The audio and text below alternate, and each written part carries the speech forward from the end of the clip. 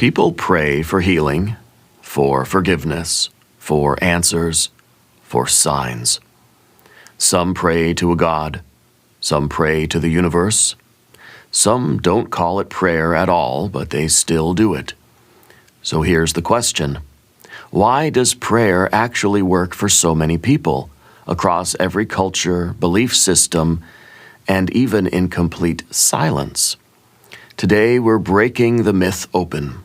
I'm going to show you how prayer literally rewires your brain, why it creates real results even when no one's listening, and how you can use the mechanics of prayer, whether you believe in God or not, to reshape your mind, your energy, and your reality.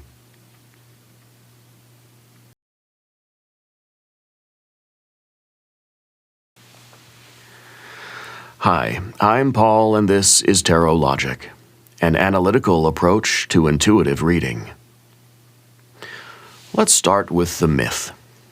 People think prayer is about getting something. It's a request form, a wish list, a hotline to divine customer support. But true prayer is not transactional. It's not about what you get. It's about what you become. When you pray, something changes. But that change happens in you long before it happens outside of you. And if you think that change is caused by an invisible force acting on your behalf, you're missing the most important part, because the force that prayer activates is you. Here's where it gets fascinating. Studies using fMRI scans show that during focused prayer or meditation, 3 major brain regions are affected. The prefrontal cortex, responsible for attention, willpower, and goal setting. The anterior cingulate, which manages emotional regulation and empathy. And the default mode network, which governs your sense of self and mental chatter. What does this mean? Prayer calms the part of your brain that creates anxiety and strengthens the areas that increase focus, clarity, and intentionality. So when you say a prayer, silently or aloud, you are literally restructuring your consciousness. This isn't wishful thinking. It's cognitive reprogramming. Now, let's get honest. A lot of people pray even though they don't believe in a deity. They don't picture a man in the clouds or even a spiritual being. They just speak, or think, or plead. So how does that work? It works because prayer is not about who's listening. It's about who is speaking. The act of prayer organizes your thoughts, clarifies your desire, and brings your scattered mind into alignment. It creates neural coherence, where intention, emotion, and attention all point in the same direction. That's why even non-theists report breakthrough experiences through prayer, because prayer is alignment, and alignment creates movement. Let's break it down.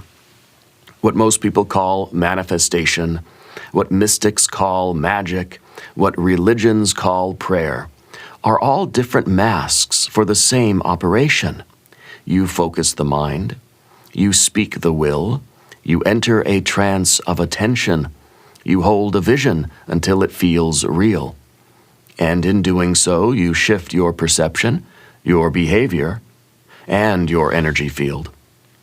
The labels change, the mechanism doesn't. Here's the deeper layer most people miss. Prayer rewrites your personal myth. It lets you rehearse a new identity, a new outcome, a new narrative. And the more often you repeat the prayer, the more that story imprints on your subconscious. You start acting from it, thinking from it, making decisions based on it. And slowly, sometimes imperceptibly, your outer life begins to reflect your inner dialogue. That's not a miracle. That's neural entrainment. That's how all change begins. Here's the secret every mystic, saint, or esoteric magician already knows. Prayer doesn't work because of the words. It works because of the emotional state it creates. When your mind focuses, your heart opens, and your body relaxes, you enter a state of resonance. And that state is the delivery system for transformation. The feeling of deep surrender, the intensity of emotion, the faith that what you've asked for is already done. That's the part that works. Not the wording, not the ritual, not even the belief. Just the coherence between your mind and your nervous system. Now, here's the uncomfortable truth. Even if you don't consider yourself spiritual, you are already praying. Every time you repeat an inner thought like, "Nothing ever works out for me, I'm always broke, I can't trust anyone," you are praying.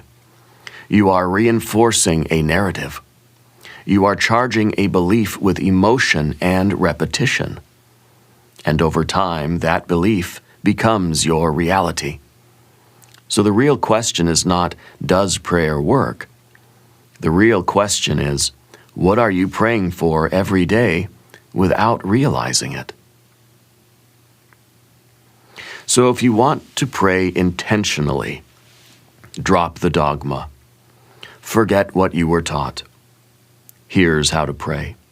Get quiet. Get clear. Speak to the deepest part of yourself. Use language that feels real. Speak out loud if you can. Feel it in your body.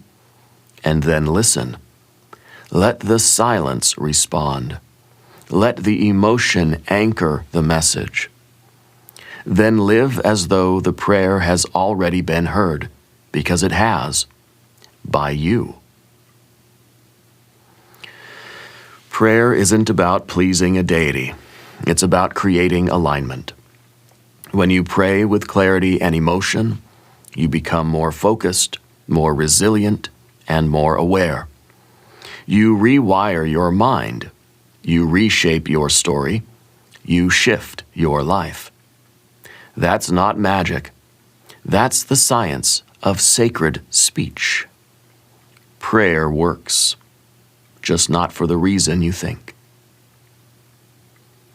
If this gave you a new perspective on prayer, subscribe to Tarot Logic for more grounded insights like this.